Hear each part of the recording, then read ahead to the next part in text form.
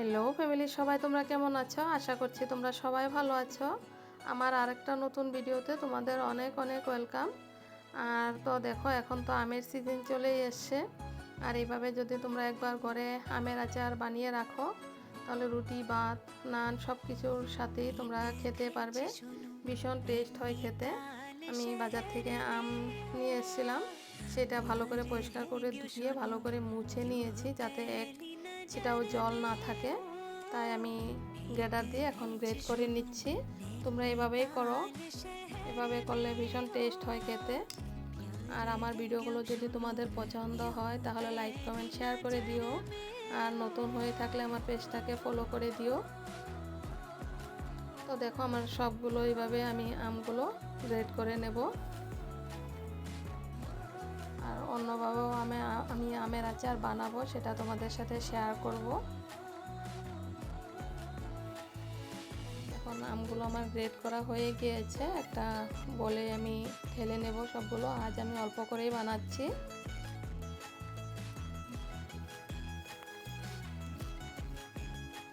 তো দেখো, আমি এটা বলে নিয়েছি। এখন আমি এটাতে আমার আন্দাজ মতো আমি মশলা দিয়ে দেব সবগুলো। আমি প্রথমে দেব ভিনিগার, সেটা আমি পরিমাণ মতো দিচ্ছি। তোমরা তোমাদের পরিমাণ মতন দিবে, যতটুকু আম নিবে। আমি এখানটায় 1 চামচ নুন দিয়ে দিয়েছি, আর কাশ্মীরি লঙ্কার গুঁড়ো দিয়েছি 1 চামচ, আর 1/2 চামচ এমনি শুকনো লঙ্কার গুঁড়ো দিয়েছি, একটু ঝাল ঝাল মিষ্টির জন্য। আর মিষ্টি হওয়ার জন্য আমি পাউডার সুগার দিয়ে দিয়েছি 1/2 কাপের মতো। আর এই মশলাটা আমি ঘরে বানিয়েছিলাম, সেটা আমার ভিডিওতে আছে, তোমরা চেক করে নিতে পারো। আমি এটা সারা বছর আচার বানাই এই মশলাটা দিয়ে। তারপর একটু হলুদের গুঁড়ো দিয়েছি, আর একটু বিট নুন দিয়েছি, দিয়ে ভালো করে আমি মিক্স করে নেব মশলাটা আমের মধ্যে যাতে ঢুকে যায়।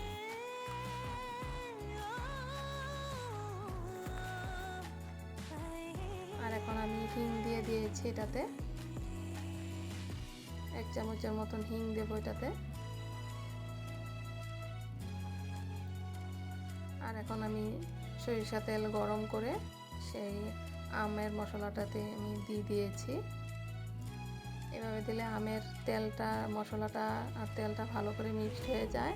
আর তেলটা এমনিতেও তেলটা ভীষণ ভালো লাগে খেতে, এই আমের ফ্লেভারটা থাকে তাই।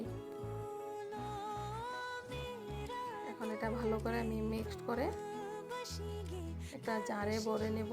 আর জারটাতে ভরে আমি 1 সপ্তাহ মতন রোদে দিয়ে দেব, তাই আমের ফ্লেভারটা ভালো আসবে। তোমরা একবার করে ট্রাই করে দেখো, ভীষণ টেস্ট হয় খেতে। তাহলে এখনকার মতন আসি, সবাই ভালো থেকো, সুস্থ থেকো। দেখা হবে আবার আমার আরেকটা নতুন ভিডিওতে। ভিডিওটা যদি পছন্দ হয় তাহলে বেশি বেশি করে শেয়ার করে দিও।